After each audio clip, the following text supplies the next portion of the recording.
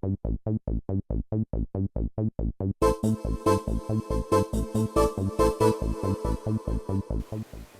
everyone, this is Jarrod Nickel, Executive Director for ProjectCoe.com here, and today I'm going to talk a little bit about Midnight Club Los Angeles for the PlayStation 3 and Xbox 360. And this time I promise, I really will try and keep this one a little bit short.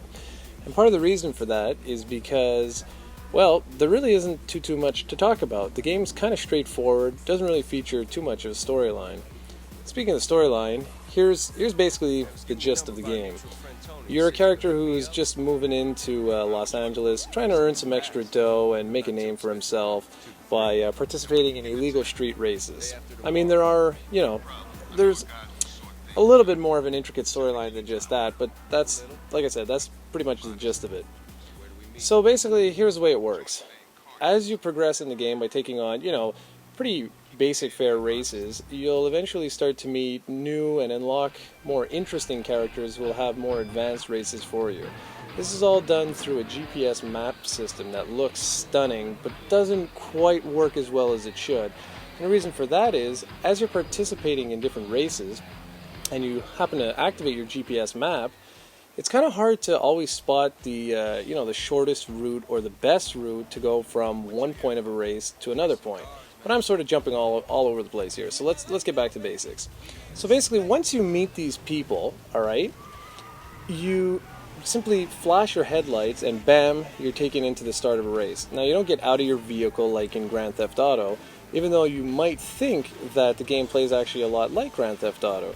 What I mean by that is, you basically have full reign over all of Los Angeles, and it's pretty amazing actually how some areas are perfectly like one-to-one scale replicas of real life LA. For example, there's various parts of downtown LA, the Los Angeles Convention Center is featured, things like that. So it's pretty wicked. Anyways, so as you're going along on your GPS map, you'll see different color codes. There's some that are like green, then there's ones that are orange and ones that are red. Each one of those represents a different difficulty. Now, here's one of my complaints that's going to be sort of mixed in with as I go along here.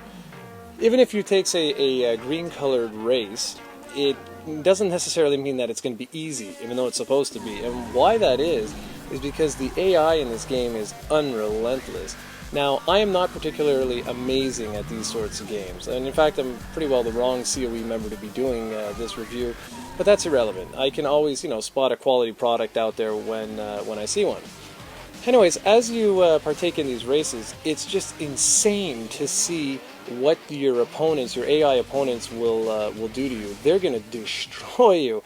They almost never make a mistake, which, compared to me and my racing skills there, it's just, it's like polar opposite.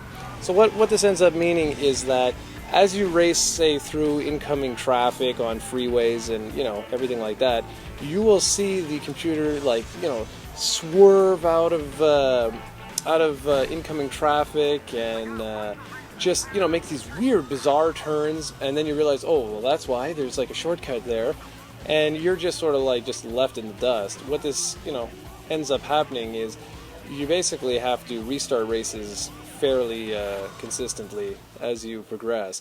And that's why, even though you may select the easy races, it sometimes feels like you've actually selected a hard race. And especially given that there's only about 70 cars, and in order to unlock the later versions of, the more like muscle cars and the ability to tune your cars and things like that, you're going to have a lot of rep, and you're going to have a hell of a lot of cash. And again, in order to do all these things, you've got to win more and more and more races.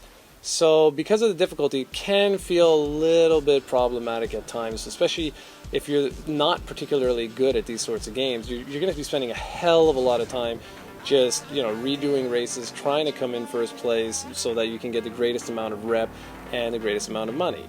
What rep does is it unlocks more and more people on your GPS map so that you can meet. Again, you don't actually get out of your vehicle and say, oh, hi. It doesn't work like that. You simply see them racing around the city, you flick your headlights, and away you go. Now, there are many different types of races in Midnight Club Los Angeles. There's some typical ones go from point A to point B. There's a lot of them will actually race you to the checkpoint if you want some extra rep. Again, remember the rep is useful. There's other ones like freeway races. There's a destruction one, which is kind of cool, even though it's extremely difficult, where essentially you have to take out your different opponents that are around you. But my goodness, you can really, like smash up their vehicles, and they take quite a pounding. Anyways, as you win more and more races, you'll unlock, again, different types of races that include pink slip races, which are a blast if you get really good at the game. And anyways, it doesn't really matter what you do. The more money you get, this is where the game becomes increasingly more interesting. You can tune your vehicle, well, mind you, not Gran Turismo style here, but it's still a pretty deep system where you can increase the performance of the vehicle, you can increase the way it looks, and you can actually put your vehicle, your custom vehicle, online so that other people can actually purchase it, which is pretty cool. Now, I mean, for a single-player experience, that's about it. Like I say, there's not too much in-depth here I can go on about.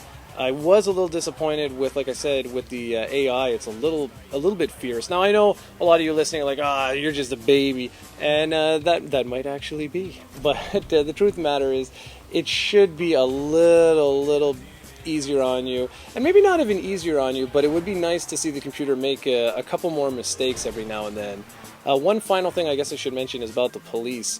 This game is not like Grand Theft Auto. Even though the city is fully free roaming, you won't be able to hit down pedestrians or anything, of that sort. You're not going to go, drive-by shooting or anything. This is a T-rated game, and with good reason. That being said, when cops are around you, if they're right beside you and you run a red light, they are ruthless. They will hunt you down. But a lot of the fun of the game is actually trying to, just get away from the cops. It's not, Need for Speed here, but it's still something interesting. Okay, one of the best features of the game has to be the online multiplayer.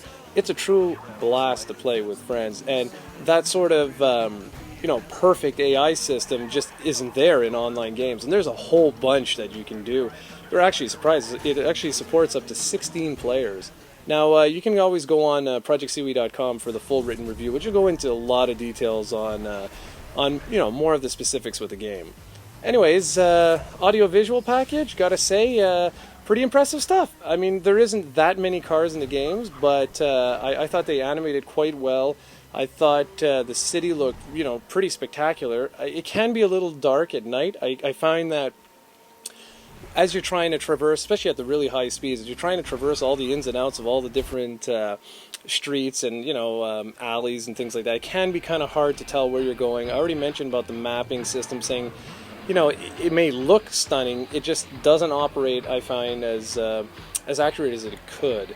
As for the sound, if you have a surround sound system, boy, this game can totally rock. Forget about the music. That's your typical beatbox type stuff. I mean, it's good listening for this type of game. It'll get you in the mood.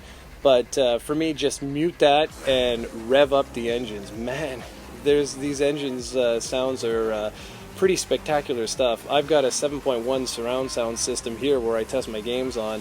The game doesn't go all the way up to that, but still, for a Dolby Digital 5.1, it's definitely going to rock your subwoofer, that's for sure. Alright guys, well, I've decided that, with the good and the bad of the game, I gave the game an 8.2 on 10. And if you're a racing fan, this could definitely be something that you should take a look at. Alright guys, thanks for listening, and take care. I'll see you soon. Ciao.